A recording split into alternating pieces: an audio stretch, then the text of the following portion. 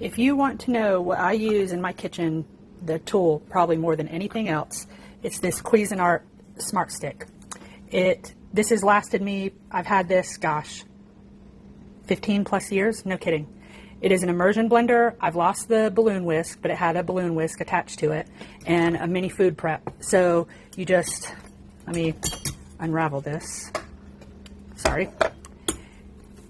All you do is press this button, and it comes unattached, and then you pop that on, plug it in, golly, Bridget, and go to town.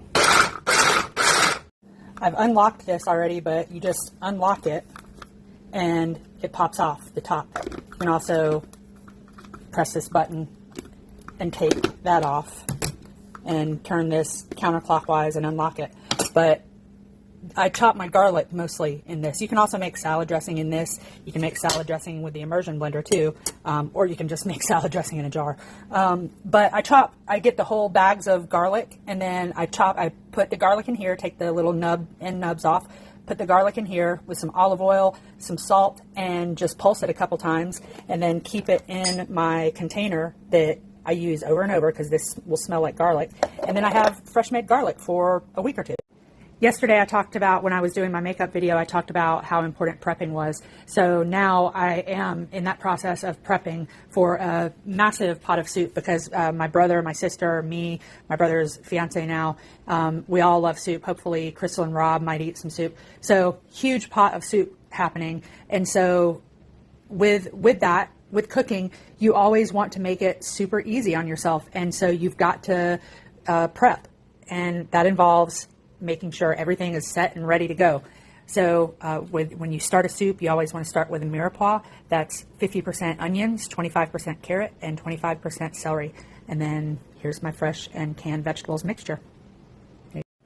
And thanks to my sister, who I'm prepping this soup for, this little gadget is saving my hands. All right, I'm sauteing my mirepoix. That is going to take about 5 to 10 minutes, just till it's soft. I'm not trying to get any color on it. That's not the goal. I'm just softening. If I do get color, that's okay, but it's not the purpose. I just want to soften that. So I just have it on a medium-low. And while it's softening, get my knife out of the way, I'm dicing the rest of my vegetables, starting with the potatoes first, and it's just into a medium dice with this size chopper. I mean, it is perfect. You don't want to put your hands on that because it is so sharp. So you just put 2 potatoes in there, fit them in there, cut them in half, and there you go. I mean, fast. I took my mirepoix off the eye for a minute. I did not touch the heat. I just took my pan off the eye. I think that's a underutilized. See how it's heating back up?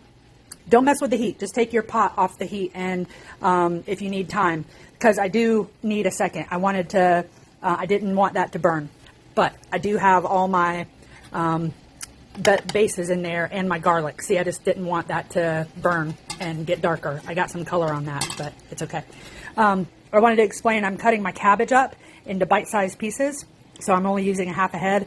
I have all my potatoes cut. I have 2 carrots cut up into coins. Well, I was talking and the story wasn't on, so that really sucks. But I poured in a little bit of this Chardonnay because I wanted some more flavor. I cook with either Chardonnay or Cab for red wine. And since this is a vegetable soup, chicken broth / roasted garlic broth, I use Chardonnay. So I poured in probably a half cup. I'll let that reduce just a minute or two. I'm going to throw in this thyme bundle. Actually, it's not a bundle, but I'll fish all those twigs out.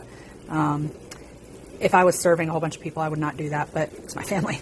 And so I'll let that reduce down. I have my hot water. And when you throw in that thyme, it really, with the wine and garlic, and I mean, just smells so good. All those things to make vegetable soup I promise you, your vegetable soup goes from just vegetable soup to something really, really special. It really does. So anyways, what I was saying is this is also a present from my sister.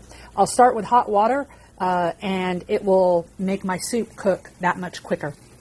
So now I'm going to go in with my kind of root vegetables, hard vegetables, put those in there. And then I'll put my cabbage in, my soft vegetables, and on and on. I put a can of fire roasted diced tomatoes and a can of drained chickpeas in there. And I'm going to let that cook a little bit with this hot water, probably for about 30 minutes. Just going to cover it. Probably 2 quarts of water. See how it's hot? It's already going to come up to a boil super fast. This tea kettle boils your water. So it's already at boiling temperature. And after that comes up to a boil, I'll turn it down to a simmer, let it simmer for about 30 minutes. At the last 20 minutes, I'll add the canned corn and canned green beans.